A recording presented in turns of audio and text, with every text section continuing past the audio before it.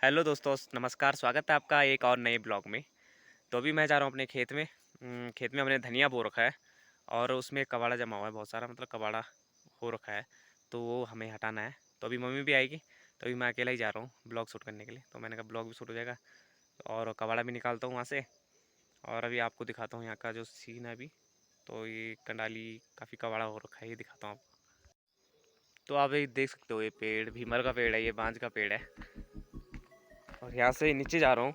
आजकल घास बहुत लंबी हो रखी है और ये हमारे कद्दू की बेल है। तो बहुत ही लंबी बेल है कद्दू की। देखो, कद्दू बहुत ही लंबा बढ़ता है, पहाड़ी कद्दू है, तो बहुत जल्दी बढ़ता भी जल्दी है। और इसकी बेल बहुत दूर तक जाती है, आप देख सकते हो। मतलब अगर मैं इस खेत में बोऊंगा ना एक कद्दू, तो ये 2-3 खेत नीचे चला जाएगा फैल के, इतनी लंबी होती है इसकी बेल। तो ये आड़ू का पेड़ है, इसके आड़ू भी ख़त्म हो चुके हैं अब। और एक गोबर डाल रखा। तो सीन देखिए फिलहाल थोड़ा सा।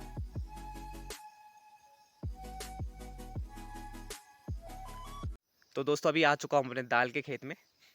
तो इसमें हमने दाल बो रखी है, आप देख सकते हो। ये जो पूरा खेत है इसमें दाल ही दाल है। काफ़ी लंबा खेत है, आगे तक है, दिखाता हूँ बैक कैमरे से।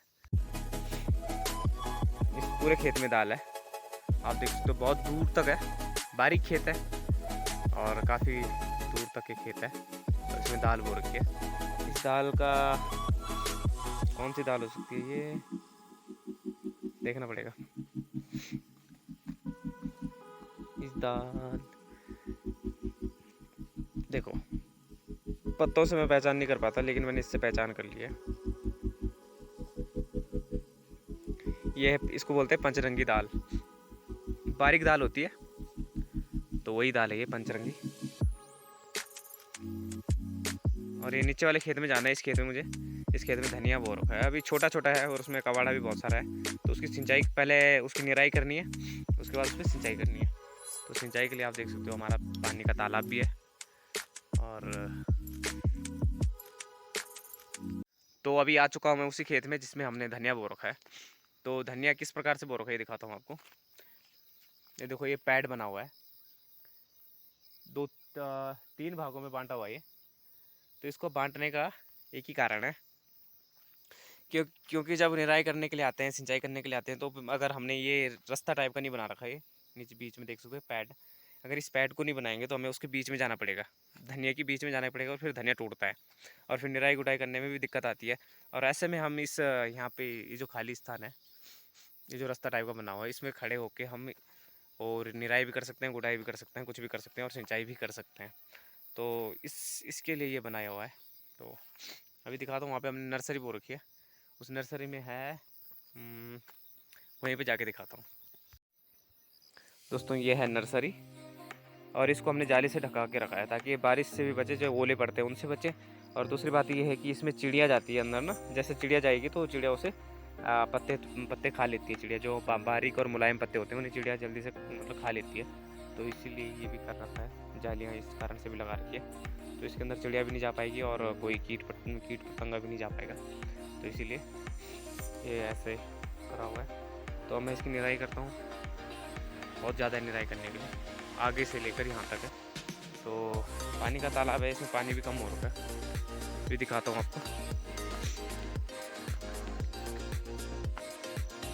देखो मछलियाँ भी है, मछलियाँ दिख रही है, देख सकते हो आप, अगर दिख रहा होगा इसमें नीचे पानी के अंदर।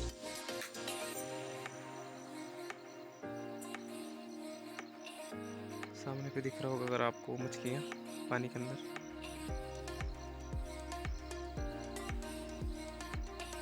शायद नहीं दिख रही है क्योंकि बहुत अंदर है वो, कैमरे से दिख नहीं पा रही है।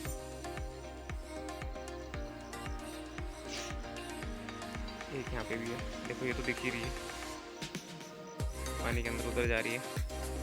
तो हमने इसमें मछलियाँ भी डाली हुई है, एक नहीं बहुत सारी दिख रही है अब तो। ये देखो, ये देखो, ये मछलियाँ हैं।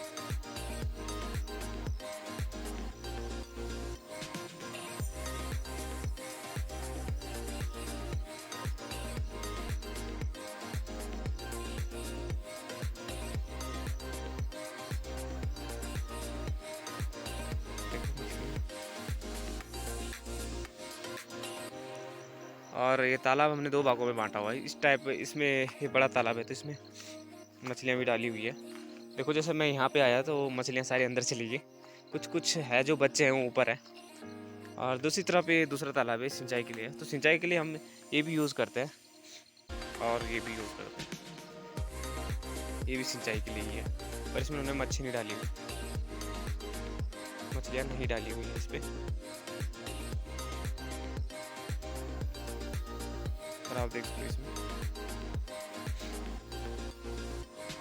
तो सामने का जो व्यू है कुछ इस प्रकार से है, आप देख सकते हो। और ये सारे गांव वालों के खेत है नीचे, और ये हमारे खेत है। इस खेत में हमने दाल बो रखी है।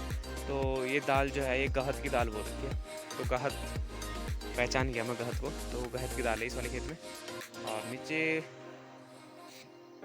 उस खेत में हमने भुट्टा, शिमला मिर्च और वगैरह वगैरह जो भी है उसमें। और दूसरा बगल में, वहीं बगल में जो पोलो हाउस है उसी के बगल में पोलो हाउस आपको पिछले ब्लॉग में भी देखने को मिला है। तो अब मैं करता हूँ स्टार्ट।